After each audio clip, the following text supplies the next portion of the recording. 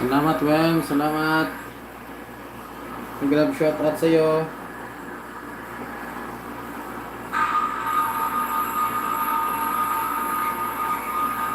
Walang harang. Salamat, Weng. Salamat. Grab shot out sa'yo.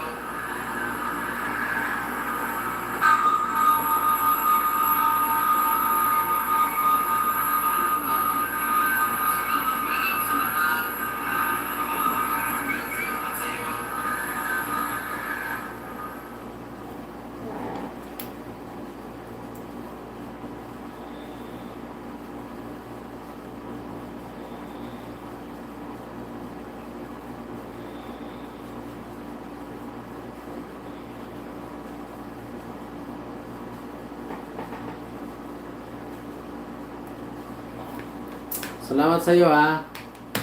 Salamat pagbisita.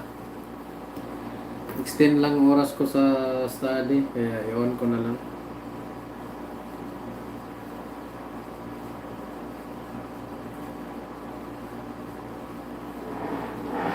At least na ano.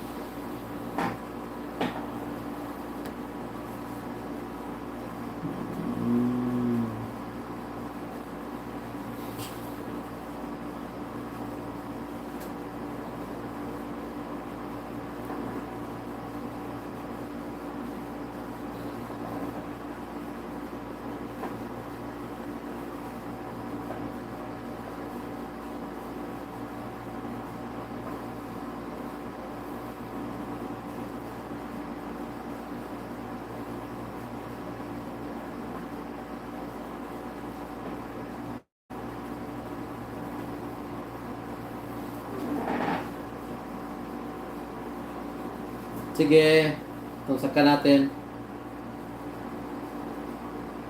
Ipin ko lang ha. Ipin ko lang din tungsakan ko.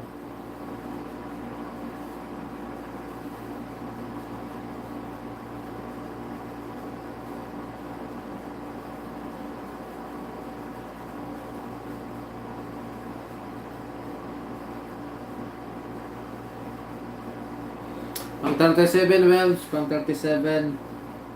Thumbs up.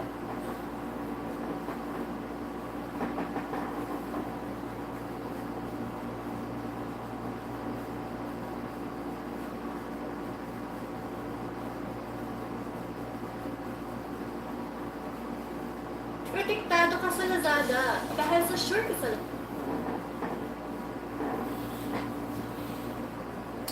Welcome, welcome. Salamat sa pagbisita ha.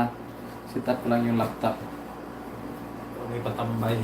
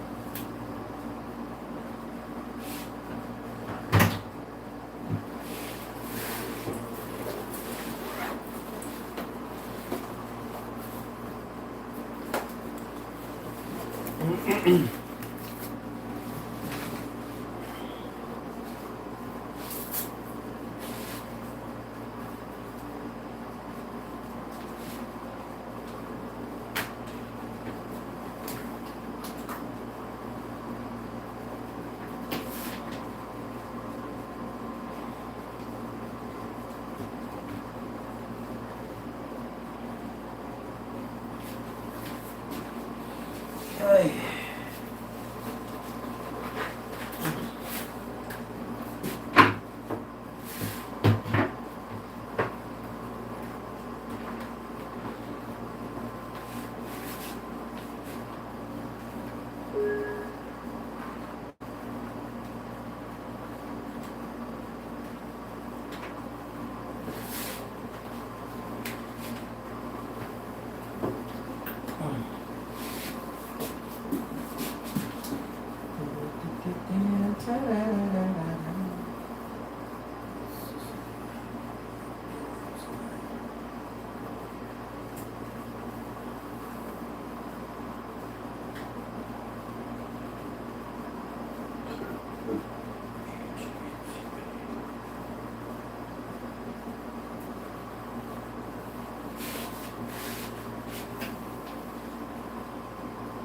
Oh.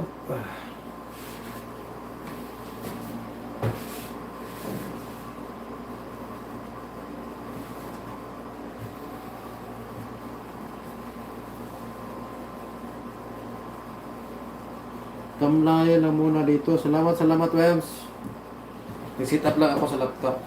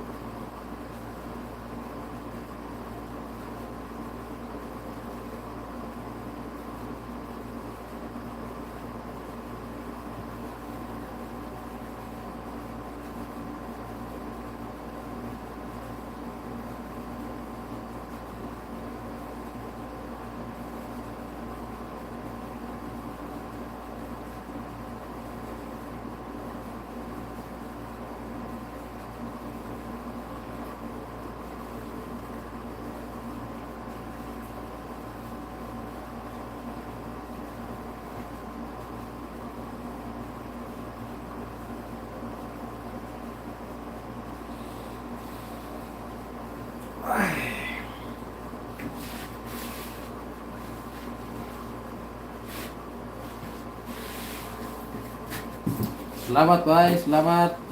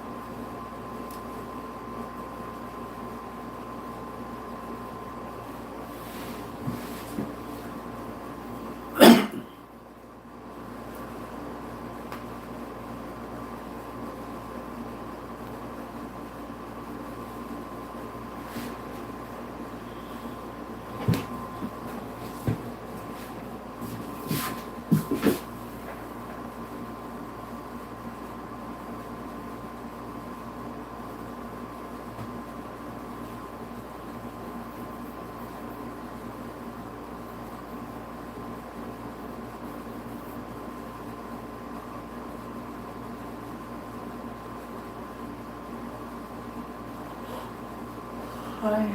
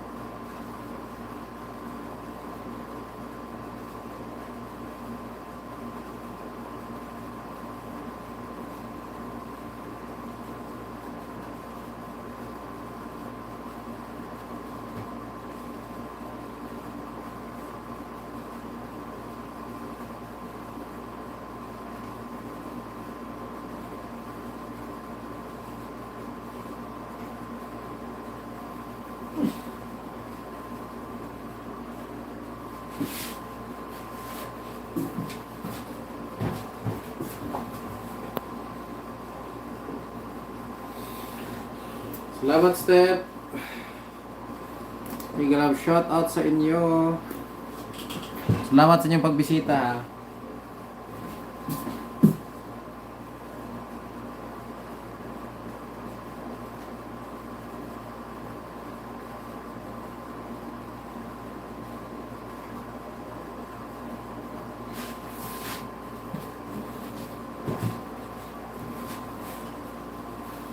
Ay.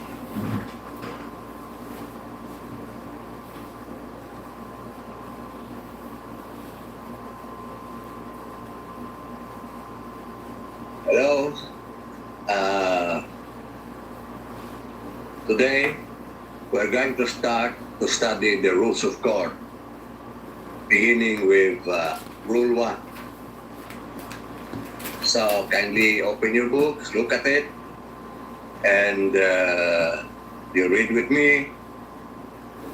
At the same time, if there are notes to be taken, be ready with your notebook and write down notes. Okay?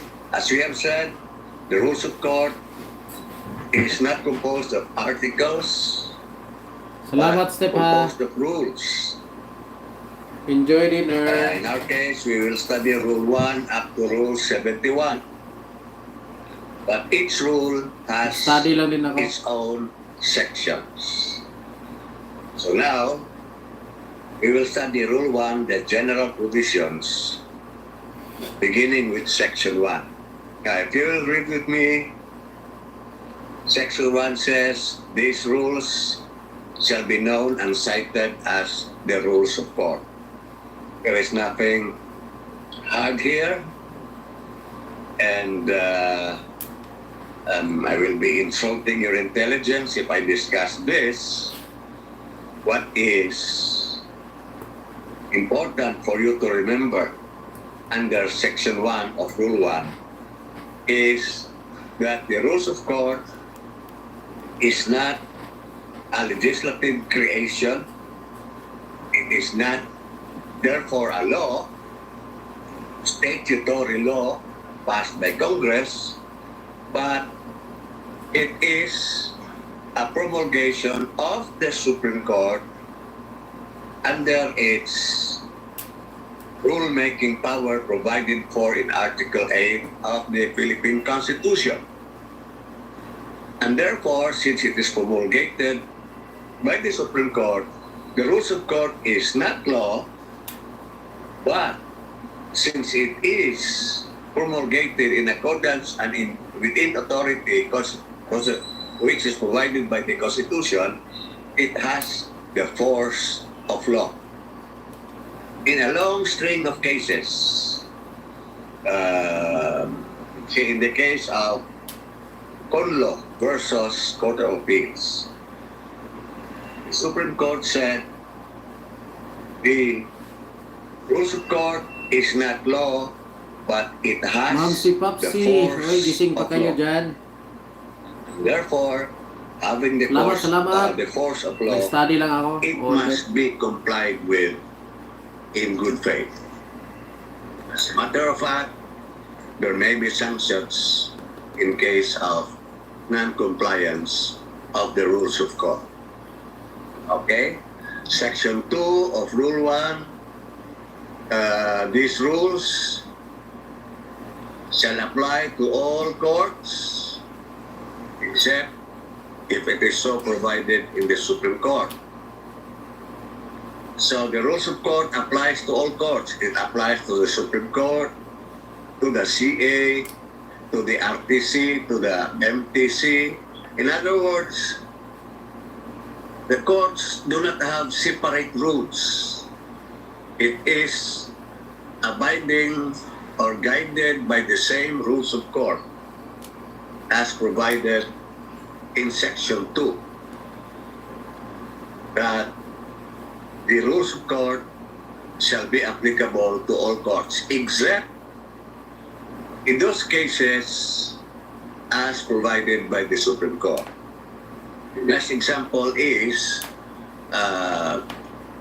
there are cases which are so minor that it is to be litigated through the application of summary rules.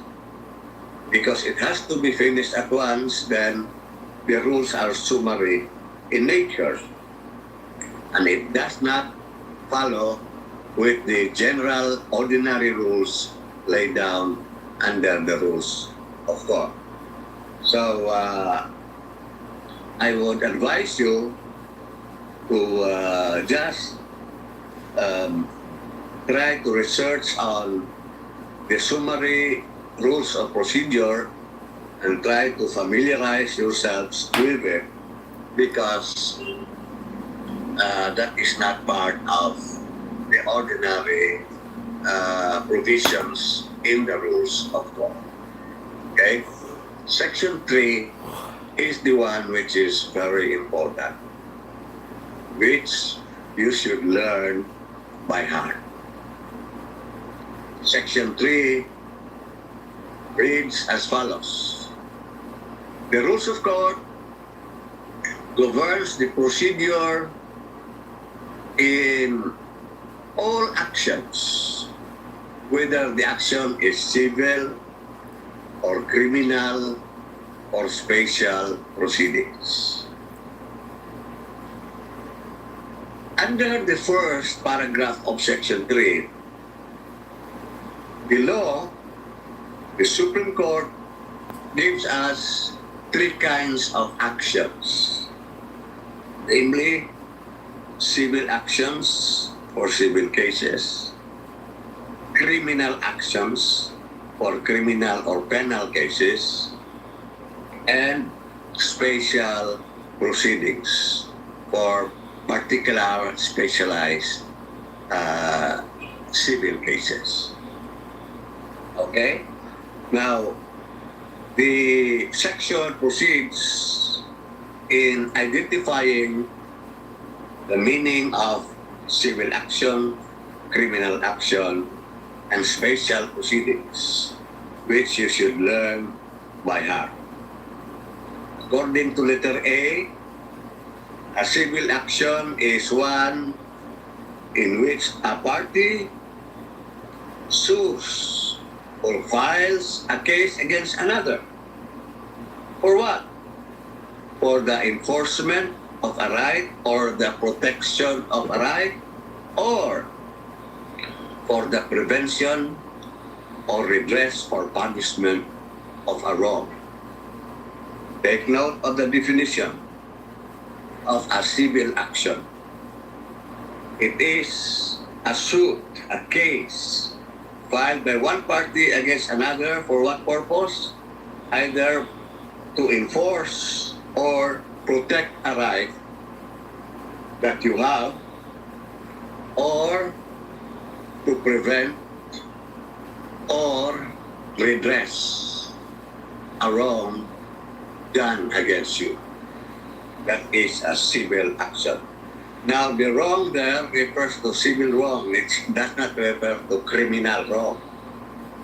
Otherwise, if the wrong is tantamount to a crime, it is a criminal action, not a civil action. Then the second paragraph of letter A gives us the two kinds of civil action, which are ordinary civil actions and special civil actions. Now, ordinary civil actions, this is now what we are going to discuss from now on until we end up with Rule 61. Because Rule 61 to Rule 62 to Rule 71 will be on special civil actions, which you will know later on. Certiorari, mandamos, prohibition, coaranto, contempt, habeas corpus. These are all special civil actions. Okay? Bet Alcimix Vlog, hello po, watching right now. Habeas corpus. Thank you, Bet. Interpleader, May jacket forcible ka na. entry, unlawful detainer, etc. Lapag lang ng bahay mo. So, distinguish civil actions from ordinary and special civil actions. When we go to special civil actions under Rule 62 up to Rule 71, you will notice that the law enumerates the SCA, the special civil action. Any case, any action which is not included in special civil action is known as the ordinary.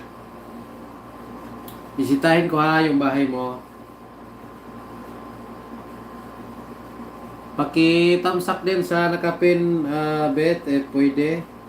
Nandyan lang yan. Ayan, dating dikit tayo. Pero play ko yung video mo.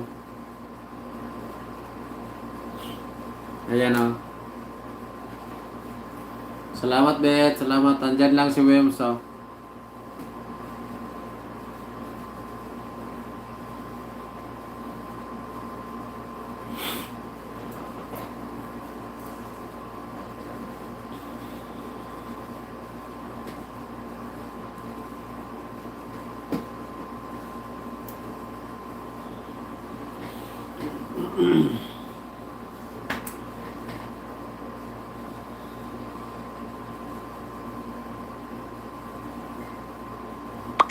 Any action which is not included in the enumeration of Short pala yun. special civil actions is an ordinary civil action.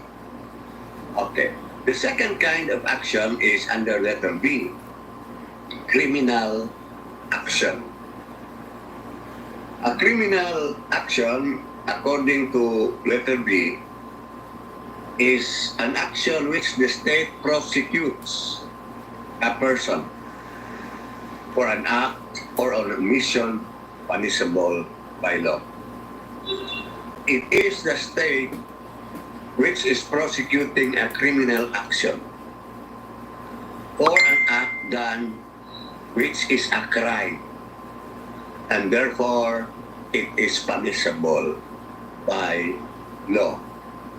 Take note, in a civil action, it is the person wronged that is filing the case, known as the plaintiff, and the person against whom it is filed thank you, is the thank you. defendant. Salamat In kapatid. a criminal case, the person who Yan, is Wims, dinikitan ka criminally ni Bet. offended files an action against the accused to the prosecutor's office, but it is the prosecutor, the fiscal, who will file the case in court. That is the reason why the case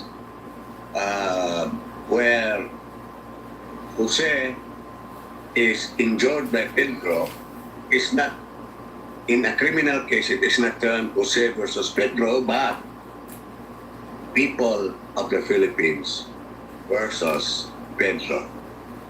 That is so because it is the state which is prosecuting the case through the fiscal or the prosecutor. Salamat sa inyong The third pagbisita. kind of action is the special proceedings. Ayan, Bet. This Tinikitan ka. is- Sinuklian ka na, Bet. A case where a party files what is the purpose to seek to establish a status, a right, or a particular fact. If you file a case in order to seek the establishment of your status, whether you are a minor or of majority age, you file a special proceeding. If you would like to file a case to establish a right or a particular fact, like for example, adoption, you would like to be adopted, then you file a special proceedings. If you are an Ano, Bet, para illegitimate di and ka you would like to mamukbang, be yung medyo legitimated, mataas na video, you at are least 3 minutes seeking to na video establish ilapag mo. a status or a fact Para hindi mabukbang. of being legitimate. So you file a special proceedings. So to repeat, because this is important, there are 3 kinds of actions under Section 3. Civil action, which is divided into ordinary civil action and special civil action. And number 2 is the criminal action. And number 3 is the special proceedings. Kindly remember, be able to know Section 3 because this is very important. By the way, letter B, criminal action, was the sa subject Saudi ka pala. matter in criminal procedure, which I think you have finished studying. Yung ano lang, yung ano mo, Special activity mo dyan. proceedings, we will take that up in the 3rd year. Paabutin mo ng at least 3 And minutes. what we are going to take up right now is civil procedure. Okay? Section 4. In what cases are the rules of court not applicable? What are the cases where the rules of court does not apply? According to Section 4, does not apply in election cases. Why? Because there is a particular law on election known as the election law. That is a special law. Land registration cases, because there is a special law on land registration. Cadastral, naturalization, insolvency proceedings. These are cases which have their own special laws, provided by special laws, therefore special procedure. So, the cases enumerated under Section 4 does not, we do not apply the provisions of the rules of court. Okay? Section 5 is important. It is important. When is a case, a civil case, commenced, considered as already commenced? When is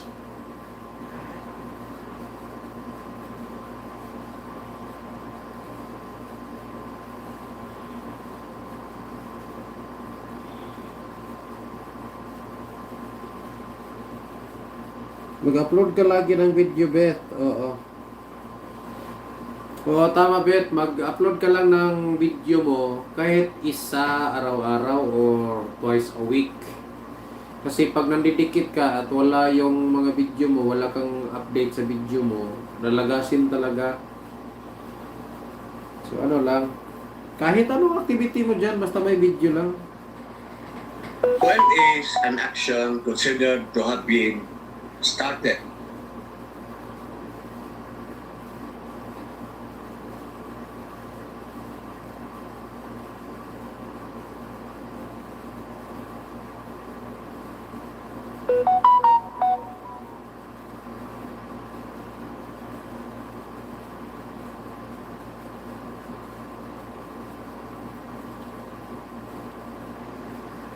Please don't forget, from now on, we are referring to civil cases, ordinary civil cases.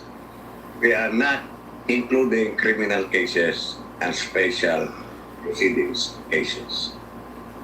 So when is an ordinary civil action commenced?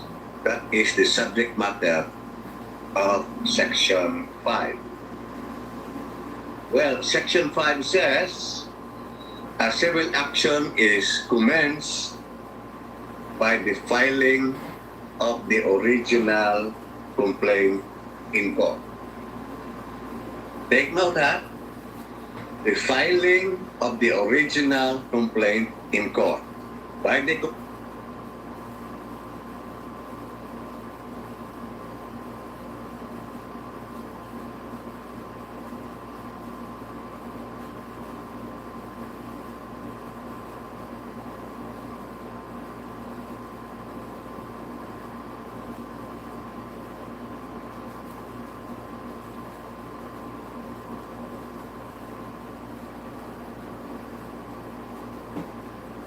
known as the plaintiff against the other person known as the defendant. Or if there are many persons charged, it is defendant.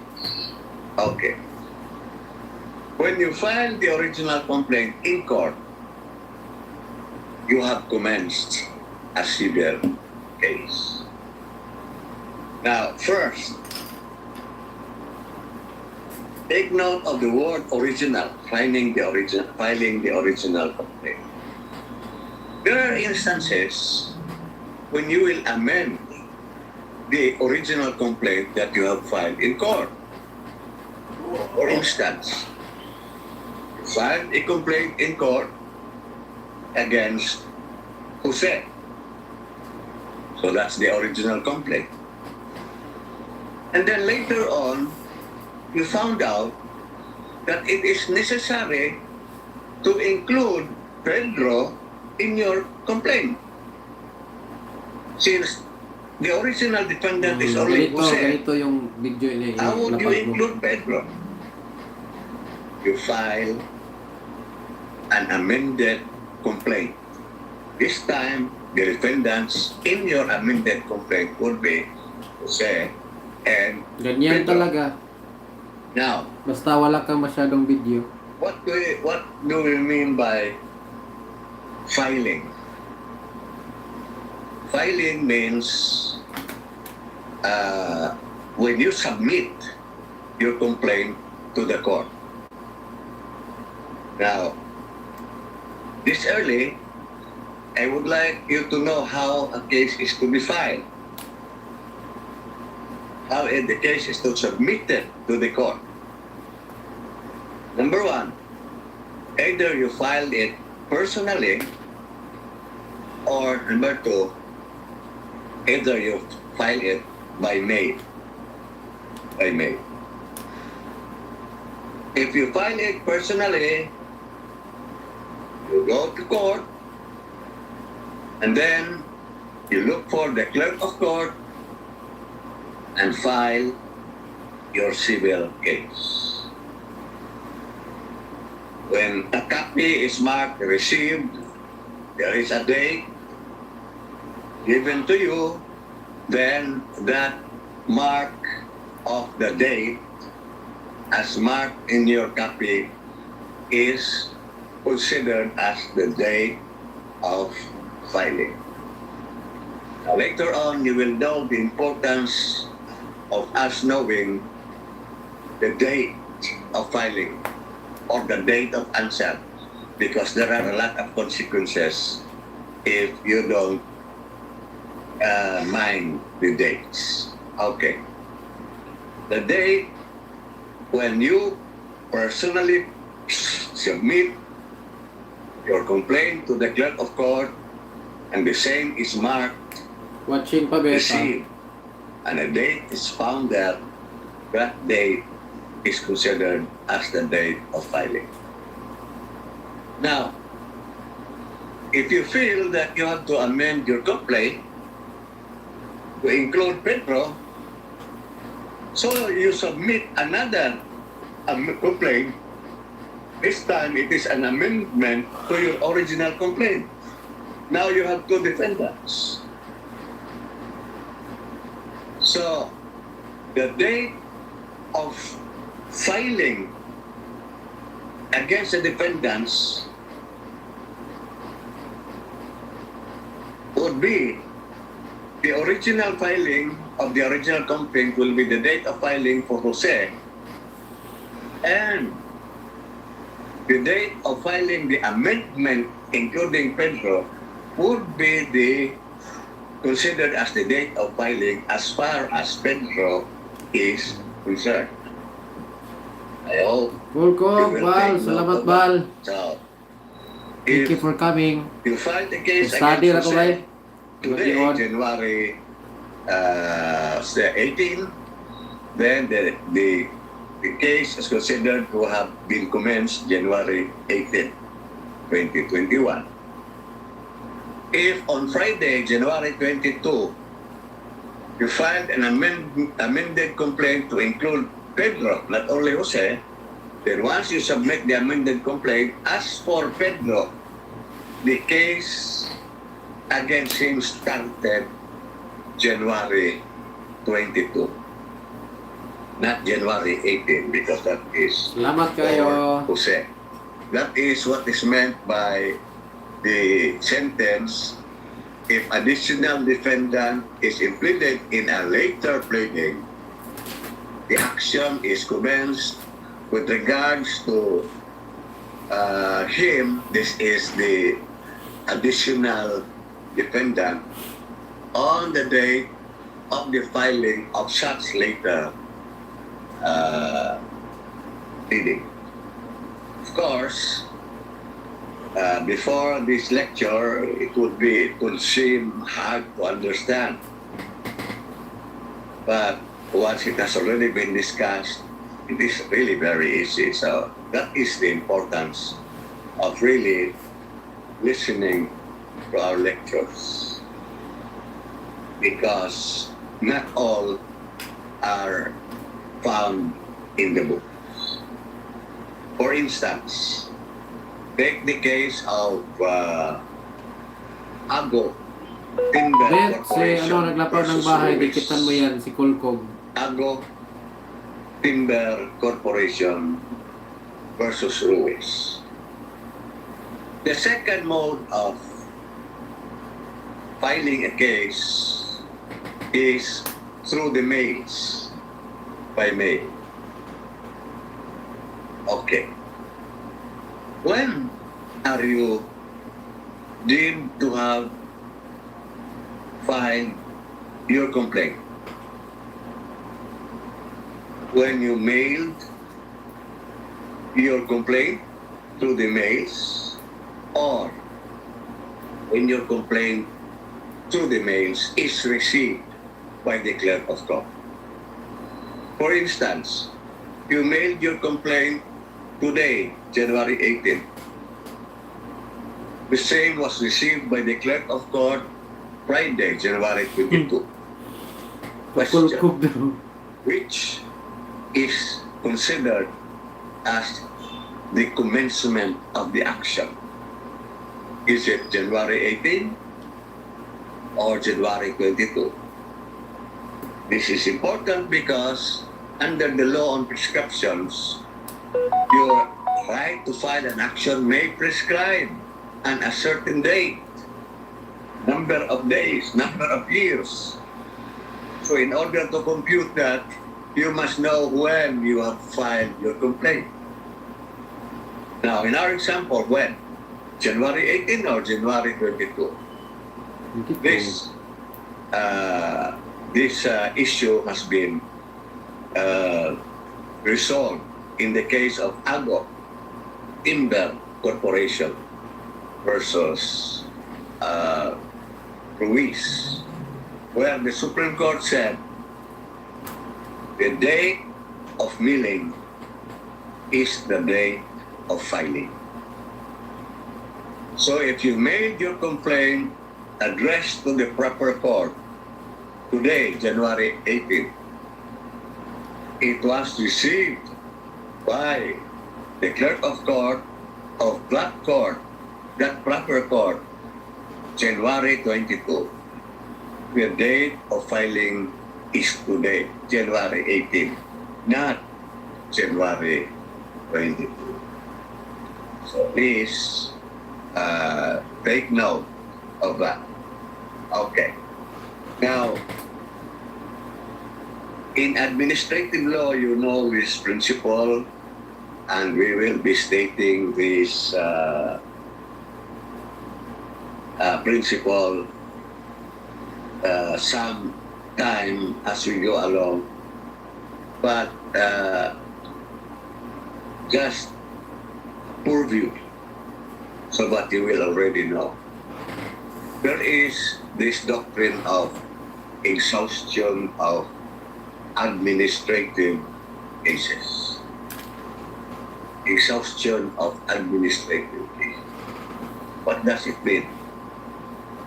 If there is a case, some action which you have against another person, you can file in court. But if you have an administrative remedy, before you go to court, you must file your administrative remedy. Avail of the administrative remedy. Example, here is, let's say, a government employee who did not entertain you, and because of that, you incurred damages. You know, damages is a suit which is available in court. It is a civil case. But because the defendant is a government employee, you can also file an administrative case for the discipline of this employee because he is not doing his job. So in which case, you have first to file a case against this employee with the civil service because that is the administrative case before you can file your civil case in court. That is the principle of exhaustion of administrative remedies. If you still have an administrative remedy, you cannot immediately go to court. Why? Because under the law,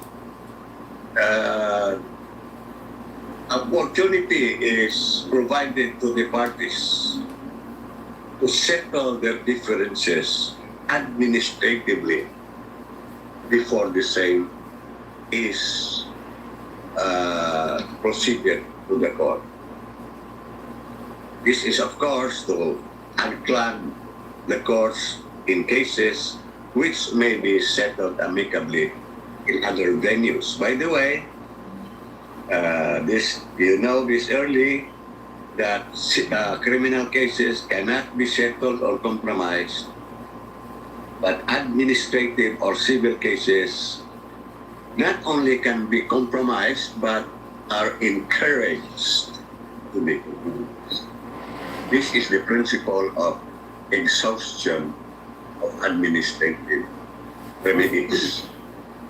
Of course, if there is no administrative remedy available, like for example, if the defendant is a private person who has personally committed some wrong, civil wrong to you, then you file in court. There is no administrative,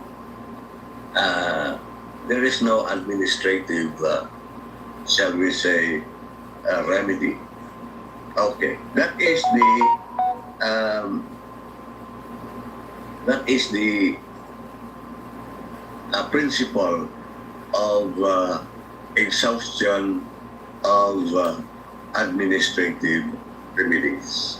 Okay. Now, Hey, hello. there are Big love shoutout sa'yo. cases Thank you for coming. decided by the How Supreme are Court you? Nag-study lang ako. where the exhaustion of administrative remedies does not apply.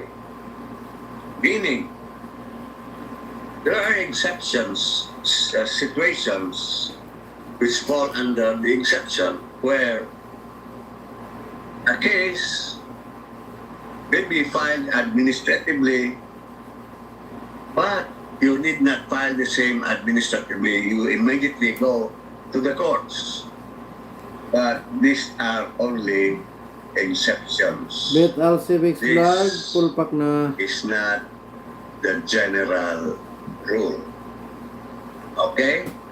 So, there are many cases, but I would just like you to take note of the case of province of Zamboanga del Norte versus Court of Appeals. Zamboanga del Norte versus Court of Appeals. Because in this case, the Supreme Court recently listed down the exceptions, Salamat, Bal. cases which are exceptions to the rule on exhaustion of administrative remedies. Okay? So we go to Section 6, construction. You know, if the rule, the section, or even any law for that matter is clear, the language is clear, we should not interpret it, but we should implement it in accordance with its clear provision. There are provisions of law or the rules of court, however, where the provisions are subject to two or more interpretations. One is to be interpreted, can be interpreted in one way, and it can also be interpreted Salamat, in another ma'am. way. In other words, how would you construct this law which is doubtful or has conflicting constructions? Section 6 will apply. It says, the rules of court shall be liberally construed in order to promote your objective of securing Thank you, just, Kulong. speedy, and inexpensive disposition of cases. So, which interpretation shall control in court that which is in line with justice, inexpensive, and speedy trial? That is the interpretation that must be followed. Take note of an old edict which says you should interpret the law not by the letter that kills, but by the spirit that gives life. Thou shalt not interpret the law by the letter that killeth, but by the spirit that gives life. As we go along, you will also notice that there are exceptions to the rule, liberal constructions of rules. There are rules which have to be strictly construed, not liberally construed. Like, for example, reglementary periods, the time to file pleadings, or when you are ordered by the court to do something within a number of days, that is to be strictly construed. Because because it will entail delay or injustice if you will construe it liberally. But we will, as we go along in our course, we will encounter these provisions which will be strictly construed. So, ladies and gentlemen, that is Rule 1, composed of 6 sections of the Rules of Court. So next time, we will take up Rule 2. Thank you very much, and good day, everyone.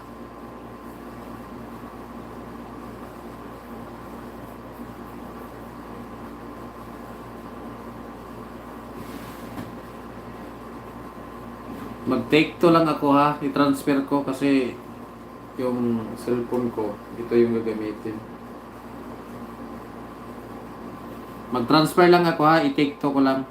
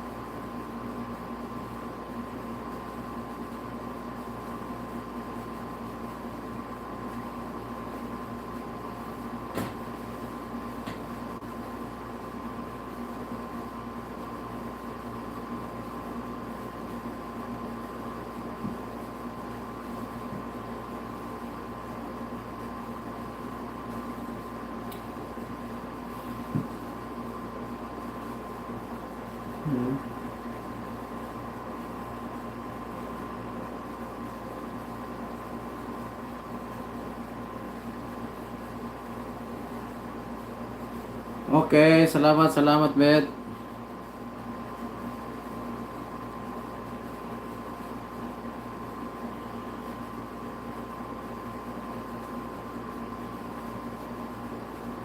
Transfer lang ako ha, mag-transfer take to. I-take to ko, mag-transfer lang.